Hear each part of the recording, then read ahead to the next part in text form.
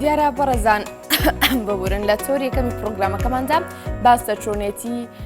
ساختکردنەوە و بە بازارکردنی کاڵا و بەرهەمەکانمان دەکەین. دیارە لە ئێستادا بە بازارکردن جیاوازیەکی زۆری هەیە لەگەڵ ڕابردوودا بە حکومیەوەی لە ئێستادا سۆشیال میدیا ڕۆڵێکی گرنگیە لە زۆربنی بوارەکانی ژیانمان. ئێمە بەگشتی لەم تەورەدا باس لە گرنگترین بنەماکان و ئاسانترین ڕێگاکان و کاریگەرترین ڕێگاکان دەکەین بۆ ساختکردنەوەی ئەو بەرهەمانی کە هەمانە. گفتوگویان بابەتە لەگەڵ کاک مەحموود ڕەمەزان شارەزایەتی دەکەم کە لە کارکووکەوە ڕاستەوخۆ لەگەڵمانە. کاک مەحموود سڵاوت لێبێ و باین باش زۆر سپاس بۆی ڕاستەوخۆ لەگەڵ ئێمەدا بەشدارین. با من یەکەم پرسیارم ئەوە بێ دەشێ بنەماکانی بە بازارکردنی کاڵایەک چی بێ کاک مەحموود؟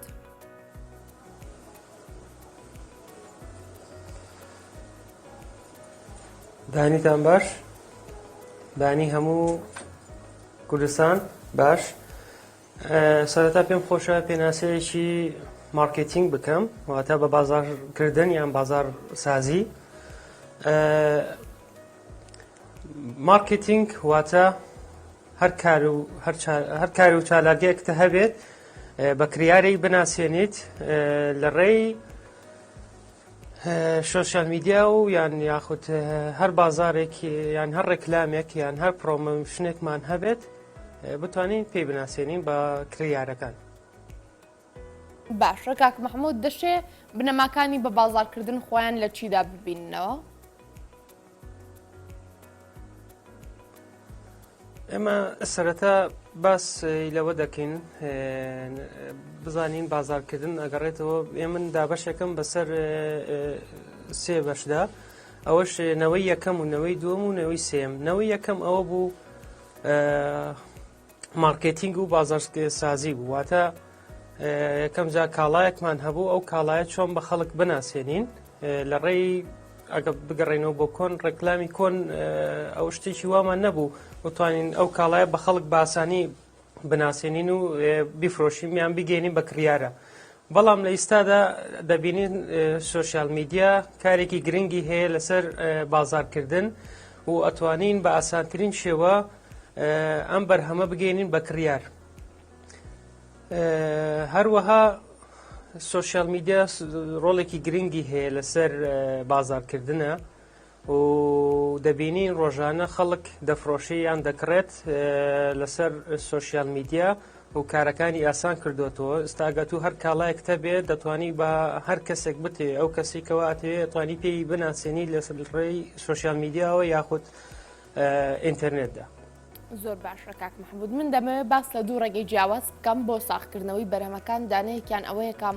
کاتێک بەرهەمەکەت بە بەرامبەرەکەت دەناسیێنی قەنەعەتی پێ بکەی بڕوای پێبهێنی کە ئەمە بەرهەمێکی باشە، لە بەرامبەردا بڕوای پێبهێنی و قەنەعەتی پێ بکەی کە ئەو کەسا پێویستی بەم بەرهەمەیە. ئەشێ کام لەم دوو ڕێگایە ئاسانتر بێ بۆ ساختکردنەوەی ئەو بەرهەمەی کە هەمانە؟ یەکەم خاڵ بۆ ئاسانکردن یان فرۆشتن یان بتوانێت خەڵک ئەو کاڵایی تۆ بکڕێ ئەوەیە نرخەکەیەتی و جۆری کاڵاکەیەکەوە بە خەڵکی ئەناسیێنی. سێمش ئەوەیە چۆن مارکێتینگی بۆ ئەو کاڵایە ئەکەیت. یەکەم شت ئەوە بوو کەوا باسم کرد نرخەکەی لەسەر مەسەرەن لەسەر سۆشیال میدیا ئێستا ئەتوانی بە ئاسانترین شێوە هەر کاڵایەک دەبێت بە ئەو کەسی بگەینی کەوا پێویستی بەو شتەیەکەوە نرخەکەی گونجاو بێت. ئەمە ئەساسی بابەتەکەیە بۆ بڵێن پێویستە یەکەم شت نرخی ئەو کاڵایە بە نرخێکی گونجاو دانین بۆ بتوانین دراسەیەکی باشی بکەین بۆی بتوانین وا لە کریار بکەین ئەو کاڵایە بکڕێت. دووەمیان جۆری مارکێتینگە. تو ئەو کاڵایکەوە هەتا پێویستە لە چی شتێکە بیفرۆشی، ینی بۆچی کەسانێک بێ بۆ کەسانە بێکم بۆ نمونە لەسەر سۆشیال میدیایە بۆ کەسانێکەوە مەسەلەن ئافرەتە یان چۆن بڵێ نێرە. ئێستا لەسەر سۆشیال میدیا ئەتوانین مارکێتینگ بکەین بە پێی لۆکیشن. بۆ نمونە من لە کەرکووکم ئەتوانم هەر کاڵایەکم هەبێ لە سلێمانی بە ئاسانترین ڕێگا بیفرۆشم. ئەوەش وا دەکات ئێستا ئیشەکان ئاسان بێتەوە. ئێستا بۆ نمونە ئەتوانین کاڵەکانمان بۆ نمونە بۆ دەرەوە بفرۆشین، بۆ دەرەوەی عێراق یان بۆ خارجی کوردستان ئەم کاڵایە بفرۆشیت و بە خەڵکی بێگومان کاک براسێنیت. محمود دیمە سەر هەموو ئەم بابەتانەی کە باسی کرد وەکو تۆ دەستپێک لە نرخەوە دەستی پێ کرد منیش بامان شێوە لە نرخەوە دەست پێەکەم. کاک محمود ئەشێ نرخێکی گونجاو بۆ کاڵایەک چۆن بێ ڕاستە دەزانم بەپێی کاڵاکە گۆڕانکاری بەسەردادێ بەڵام لاوانەیە ئەو کاڵای ئەو بەرهەمەی کە من دەیفرۆشم و دەمەوێت ساغی بکەمەوە لە چەندین شوێن و ناوچەی تریش بە هەمان شێوە دەست بکەوێت. من چۆن بتوانم نرخێک دابنێم کە ئایا پێویستەکان نرخەکەم لە نرخی ئەوان کەمتر بێ هیچ جیاوازیەک هەبێ لەگەڵ ئەواندا یاخود چۆن بتوانم لە ڕێی نرخەکەەوە مامەڵە بکەم کە کڕیار لە من شتێکە بکڕێت نەک لە دەور و بەرم. بۆ بنە بەکارهێنانی هەندێک وشە بۆ زیاتر ساختکردنەوەی بەرهەمەکە و زیاتر ناساندنی و زیاتر ساختکردنەوەی چۆن بڵێ ئەها هاوڵاتیان یاخود کڕیاران بەپەرۆش بکەی بۆی تەماشای ئەو ڕکلامە بکەن کە تۆ کردوتە. بەدڵنیایەوە وەک باسم کرد لە سەرەتایەک دانانی نرخ بۆ هەر کاڵایەک گرنگترین شتە کە بۆی کڕیار قەنەعەت بکات ئەو کاڵایە بکرێت تا بتوانین ئێمە نرخەکەی منافس بێ لەگەڵ کاڵاکانی ترە ئەمەش وا دەکات خەڵک بێ کاڵاکەی تۆ بکڕێت. بۆ نمونە ئەگە کاڵایەکت هەبێت بە $1 بێت ئەگە تو بیدەیتە 99 سنت ئەمەوا دەکات کڕیارەکە بێتە لای تۆ بەڵام ئەگەن سێریکەی 1 سنت فەرقی هەیە لەگەڵ ئەو کاڵایە کەوا لە شوێنێکی تر بە و نرخە ئەفرۆشیە ئەمەوا دەکات سەرنجی کڕیارەکە ڕاکێشێت بەلای خۆتایە و بێ کاڵاکەی تۆ بکڕێت. ئێمەش پێم باشە ینیسە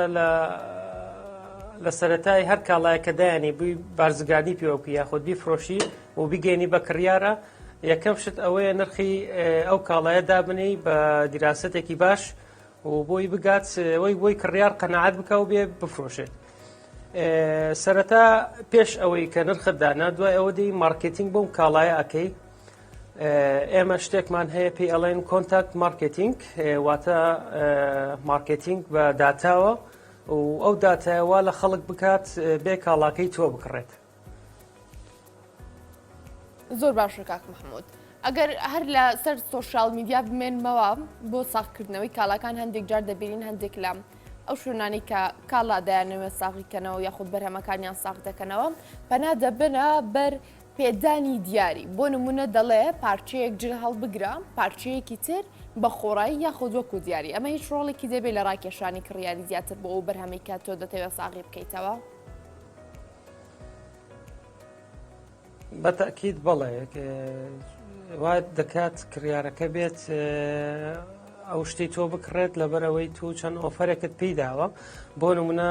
ئەو ئۆفرە ئەگەڵ لەسەر ئۆنلاین بێت تو پێی ئەڵێ چۆن بڵێن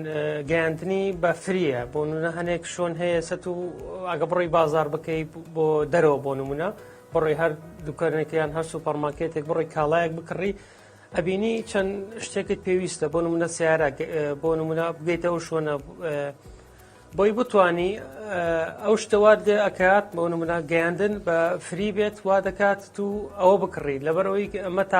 تاقەی خوتۆ وا لێکە بگەڕێتەوە. زۆر باش کاک محمود دەر لەگەڵ ئەم مەدارەکەیەکی تر هەیە کە زۆر جا ئێمە پێشچاومان دەکەوێت ناساندنی ئەو کاڵایی کە هەیەە بە کەسانێکی زیاتر بۆ نە دەڵێت زۆرترین هاوڕێت لەسەر ئەم پۆستە لەسەر ئەم کاڵایە چاک بکە ناو دەچێتە تیرروپشکەوە فڵان خەڵات دەبێتەوە ئەمانە بەڕاستی کاریگەریەکیان دەبێت لەوەی ئەگەر ساغیش نەبێتەوە بەلایانی کەمەوە کاڵاکات بە زۆرترین کەس بگات و بە زۆرترین کەس بناسرێت. بەتەکید بڵێ جۆرەها ئێمە جۆرەها مارکتینگمان هەیە بۆی بتوانین ئەم کاڵایە بە کڕیار بناسیێنین یاخود وای لێ بکەین بیکڕێت وەک پێتم وت ئێمە چەند جۆری مارکتینگمان هەیە یەکێ لەوە لە ڕێی CEO لە ڕێی گەڕانەوە بە دوای ئەو وشەیەکەوە خەڵک بە دوایدا ئەگەڕێت دووەمیان ئەوەیە بەپێی شوۆنەکە ئەو شوێنێکەوە ئێمە اختیارەکەین بۆ نمونە بۆ سێمی مارکتینگ ئەوەیە چەند ئۆفرێک بۆ کریارەکە دانەی بۆ نمونە پێی ئەڵێ یەکەم شت من ئۆفرێک و بۆ دانم یان ئەوە تا ناوت ڕاتە تیر و پشکۆ یان ئەوە تا ینی ئەفکاری زۆر هەیە لە ینی ئەم بوارەدا و دەتوانیت و استقلالی ئەم شتانە بکەیت بۆی کڕیارەکە قەنەعەت بە تۆ بکات و بێ کاڵاکە بکڕێ. زۆر باش هەر لە بابەتی ئەم ئۆفرانەیە کاک مححمود خاڵێکی تر هەیە دەمەوێت ئاماژەی پێ بکەم ئەوش ئەوەیە کاتێک بۆ نە دەچتە دوکانێک دەچتە شوێنێک شتێک دەکڕی لەگەڵیدا بەرهەمێکی تر کە لەوانەیە بە هەمان نرخ بێ یاخود زیاتر بێ بە دیاری دەیدا بە تۆ بۆ ئەوەی تاقی بکەیتەوە چۆن هەندێک جار دەڵە جارە تاقی بکەرە و سەدان جاری تر بەکاری بێنە ئەم تەکنیکە یاخود ئەم شێوازە و ئەم ئۆفرە تا چێنێ کاریگەری هەیە لەسەر ساختکردنەوەی کاڵاکان لەسەرەوەی لە جیاتیەوەی من بەرهەمێک بەکاربێنم چەند بەرهەمێک لە یەک شوێن وەربگرم و بەکاریان بهێنم وەکو دروستکردنی متمانەیەک لە نێوان کڕیار و فرۆشیاردا.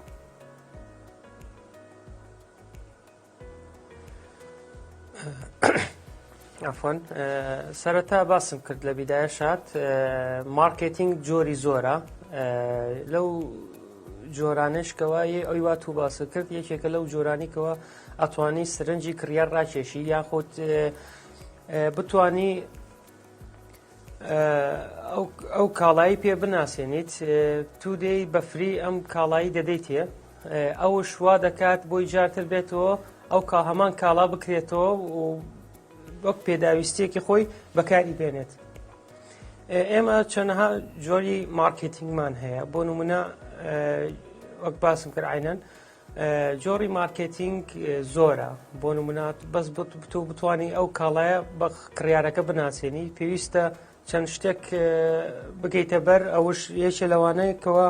سوودەکانی مارکێتینگ ناساندنی بڕاندەکەتە بە کڕیار دومێن ڕێگایەکی ئاسانە بۆ گەیشتن بە کڕیار چوارەمیانەوەیە ڕازگۆیی هەڵە و کوڕەکانی ئاسانە پێنجەم توێچی زۆر کەمە لە سوۆسیال میدیایە بتوانین ئەم کاڵایە بە خەڵک بناسیێنین یاخود لە دوکانەکەت یاخود لە هەر شوێنێک بێت. کاک مححمود ئەگەر لەسەر سوۆسیال میدیا ببێنینەوە ئەگەر باسی ئەو بکەم بۆ بنە چەند جۆرێک سوۆسیال میدیامان هەیە بێگومان لەوانە بگرە فەیسبووکە ئینستاگرامە سناپە چەندین بابەتی ترا هەڵبژاردن یەکێک لەم تۆڕانە چۆن ڕۆڵ دەبینێ بۆ نمونە ئەگەر بابەتێکی زیاتر خێزانی بێ زیاتر کەسانی بەتەمەن خێزانجاران زیاتر بەلای فەیسبوک و بەکارهێنانی فەیسبوک دازاڕۆن زیاتر لەوانەیە گەنجان بەلایەن بەکارهێنانی ئینستاگرامە بڕۆن جیاکردنەوە و هەڵبژاردننی ئەم تۆڕانە بۆ ئەوەی تۆ کاڵاکی خۆتی تێدا ساخت بکەیتەوە چۆنە هیچ کاریگەریەکی دەبێ هیچ جیاوازیەک دروست دەکات بەتاکید بەڵێ ئێمە لە سوۆسیال میدیا مارکێتینگە چەندەها جۆرمان هەیە بۆ نمونە ئێمە بە پێی ڕەنگی ئالێکسا لەسەر ئاستی عێراقا ئێمە وێبسایتی گۆگڵمان هەیە گۆگڵ لەسەر ئاستی یەکەمایە کەوا بینەرێکی زۆری زیاترە لە فەیسبوک و یوتیوب ئێمە بە مرتبەی دووەم یوتیوبمان هەیە بە پەردەبەی سێەم فەیسبوک ئەجا دوای ئینستاگرام ئێمە ئەگە ببینین ڕۆژانە سێرج ئەکەین لە گوگڵە ئێمە لەگڕی ئەو سێرجەوە ئەتوانین مارکێتینگ بکەین لەسەر داتا بۆ نمونەت و بە دوای هەر شتێکە ئەگەڕێی یان چەند وشەیەکە ئەنووسی لە گوگڵە ئەتوانین ئێمە و بەرهەمە بێنێ پێشت لە ڕێی گوگڵەوە لە ڕێی مارکێتینگی گوگڵەوە تو بێ ئەو براندە ببینیت دووهەمیان عفۆن لەسەر ڕێی یوتیوبەوە بڵ بۆ منە ڤیددیۆی ڕێکلامی ڤیددیۆی ئەبینی ڕۆژانە هەمومان ینی چەند ساتێک یان چەند سعاتێک لەسەر یوتیوب یان سەری یوتیوب بکەین دەبینین ڕێکلامە بینین دەبینین کاڵەکانە بینین خەڵک بازرگانی پێوە ئاکات لەسەر سوۆسیال میدیاش ئەبینین هەموو تەمەنەکانی تێ تقریبان تو ئەتوانی بە پێی ئەو تەمەنە براندەکەت بگەینی بە هەر تەمەنێکەوەاتەوێت لە هەر شوێنێکشە باشە سپۆنسەرکردن لە سوۆسیال میدیا بێگومان بوونی هەندێک جار لە کاتی سپۆنسەرکردندا کاک مححمود ڕێگەز شوێن تەمەنیش تەنانەت جیاکرێتەوانێ بەکارهێنانی سپۆنسەر یاخود کاتێک تۆ دەتەوێ کارێکی خۆتە هەبێ چۆن بەرهەمێکی خۆت بە بازار بکەیت جیاکردنەوەی داهاتێک بۆ زیاتر ناساندن و بڵاوە پێکردنی ئەو بەرهەمەی کە هاتە و زیاتر ڕێکلامکردن بووی تا چەنێ ڕۆڵە بینێ وەکو ئەو سپۆنسەری مەسەرەن ئێستا باسم کرد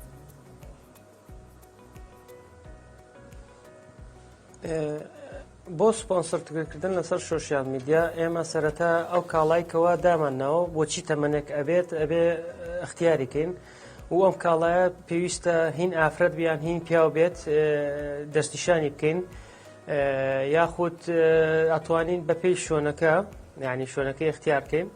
و ئەو کاڵایە پێویستە وێنەی هەبێت ڤیددیۆی هەبێت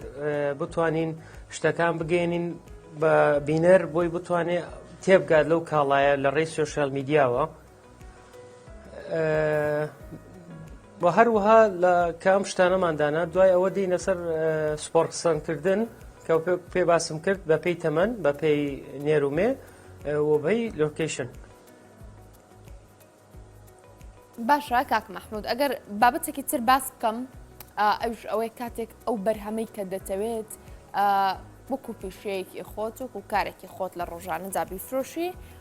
تا چەنە گرینگە ئەم بەرهەمە لەگەڵ خواست و هەروەها پێویستی خەڵک دایەک بگرێتەوە ئەو بەرهەمەی کە من دەمەوێت ساغی بکەمەوە تەنها بۆ یەک چین و تۆژی دیاریکراو نەبێت زۆربەی چینی توێژەکانی کۆمەلگە بتوانن سۆدی لێ ببینن بۆ نمونە لە ئێستادا چی شتێک ئەکرێت ژیانی هاوڵاتیان ئاسان بکات من زیاتر بێم و ئەم بەرهەمانە ساخ بکەمەوەکو لە شتێکە پێویستیەک نییە لە ژیانی تاکدا بەڵام تەنها لاوانەیە کەسێک وەکو خولیایەک وەکو حەزێک ئەم بابەتە یاخود ئەم کاڵایە بکڕێت.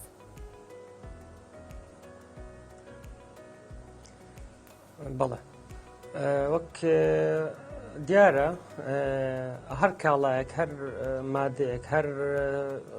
چۆمڵی خزمەت گوزاریە کە تۆ بتوێت بیفرۆشیان بازرگانیەوە پێ بکەیت پێویستە بزانیت ئەم کاڵایە بۆچی ئەفرۆشی و بۆچێیە و چی کەسێک سوود لەم کاڵایە ئەبینێ زۆر جا ئەبینین لە ڕێی مارکێتینگەوە مارکتینگەکەەوە لە کریارەکە ئاکات بێ ئەم شتە بکڕێت لەبەر ئەوەی مارکتینگەکە زۆر بە باشی کراوە ئەبینین سێرەکەی ئەم شتێکەوە ئەیفرۆشی یاخود بازرگانی پێواکەیت سەرنجی ئەو ڕائکێشێ دوای لێ ئەکات بیکڕێت شەرت نییە پێویستی پێبێت و شەرتش نییە ینی ئەو کەسە بێوێ ئەوە بکڕێ بەڵام شێوازی مارکتینگەکەی کەوا تۆ کردوتەوە لە کریارەکات ئەم شتە بکڕێت. باشە چۆن فرۆشیار بتوانێت متمانە لە لای کڕیار دروست بکات بۆ منە کاتێک من بەرهەمێک بە کەسێک دەفرۆشم بەرهەمەکەم کوالێتەکەی بە شێوازێک بێ کە ئەو کەسە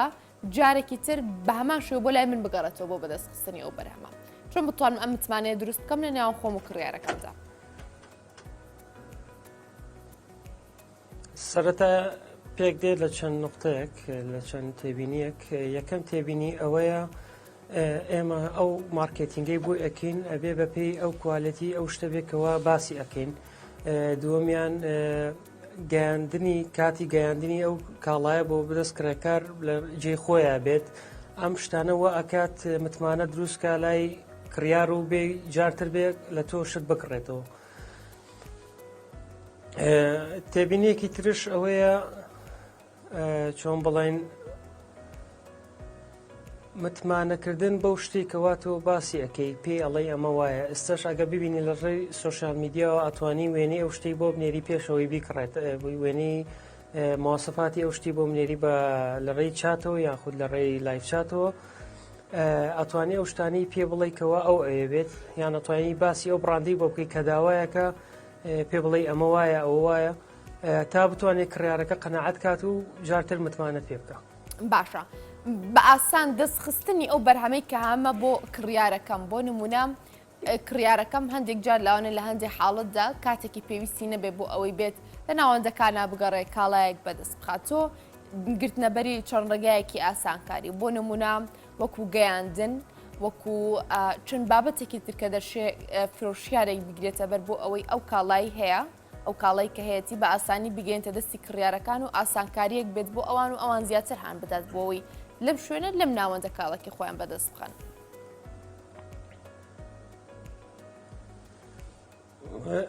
سەرەتا وەک باسمان کرد ئێمە کە بڕاندێک پرۆمۆی بۆکەین یاخود مارکتینگی بۆکەین پێویستە ئێمە بزانین ئەو کاڵایە بە ئۆنلاین نەگات یاخود لەو شوێنی کەوا تۆ ئەتەوێ کڕیارەکە بێتە ئەو شوێنە لەوێ کاڵەکانی دەستکەوێت. ئێمە چەندها جۆری فرۆشتنمان هەیە بۆ نمونە فرۆشتنی ئۆنلاین فرۆشتنی بەپێی لۆکیشن یاخود فیزیکال یعنی خۆت بێتە ئەو شوێنێکەوە خۆی بێت بەدەست خۆی ئەو شتە ببینێت تەنها ئێمە براندەکەی پێ ناسێن و شوێنەکەمانی بۆ دیارەکەین و ئەگەر لە ڕێی ئۆنلاینەوە بێت ئێمە پێویستە بزانین ئەو شوێنەکەی کوێیەوە خۆت بۆچی ئەگەێنیت و چەند پرسیارێکی لێ بکەیت تا بتوانانی ئەو کاڵایە بە ئاسانترین شێوە بگاتە دەستی کرێکار. باشە کاک مەحموود بەدڵنیایەوە باسی ئەم بابەتەمان نەکردووە ئەشێم سۆشیال میدیا بەلایەنێکی سلبی و نەرێنیدا کاریگەری هەبێ لەسەر بە بازارکردنی ئەو بابەتی کاتە بۆ منە زۆرجە ئەو پیجە ئۆنلاینە یاخود ئەو لاپەڕە ئۆنلاینەی کە هەیە بۆ ساختکردنەوەی کاڵاکان زۆرجە متمانی زیاتر کەم کردوێتەوە بۆ منە دەڵێ من داوای کاڵایەک دەکەم بە هەمان شێوە ئەو کاڵایە ناگاتەوە دەستی من. دەشە بڵێن سۆشیال میدیا بەلایەنێکی نەرێنیشدا کاریگەری هەبووە لەسەر بە بازارکردنی بەرهەمەکان و کەمبوونەوەی متمانی نێوان کڕیار و فرۆشیار. بەتاکیید بڵێ چەندها سلڤیات و جابیاتی هەیە سابێنین ڕۆژانە خۆمان کە بازاڕیەکەین لە ڕێی ئۆنلاینەوە لە ڕێی پیجێکەوە یان لە ڕێی وەبسایتێکەوە لە بەڕاستی بەداخەوە لە کوردستان ئەم کێشانە زۆرن ئەبینین زۆر جا لە مارکتینگە یان لە ڤیددیوەکە یان لە ڕێکلامێکە یان لە وێنەیەکە ئەو شتێکەوە ئەمانەیە نیشانیانەکەم بۆ ئێمە ئەو شتە نییە گاتە دەستێمە لەبەرەوەی چەند شتێکی تێە سێرەکەی چەند شتێکی نامۆی پێ جار وایە هەیە ئەو شتێکەوە بەدەستەکە ئەو کابرا جواب ناداتەوە ینی وا دەکات ئەمەش لە چۆن بڵێن سیقا متمانە لە دەست بدات لای کڕیار بۆی نتوانێت جارێکی تر لە وڵای شر بکڕێ. بەڵێ کاک مەحموود ڕەمەزان شارەزای بواری ئایتی لە کەرکووکەوە زۆر سپاس بۆی ڕاستەخۆ لەگەڵمان ئامادە بووی کاک مەحموود سپاس بۆ تەواوی زانێرەکان و گفتوگۆکات.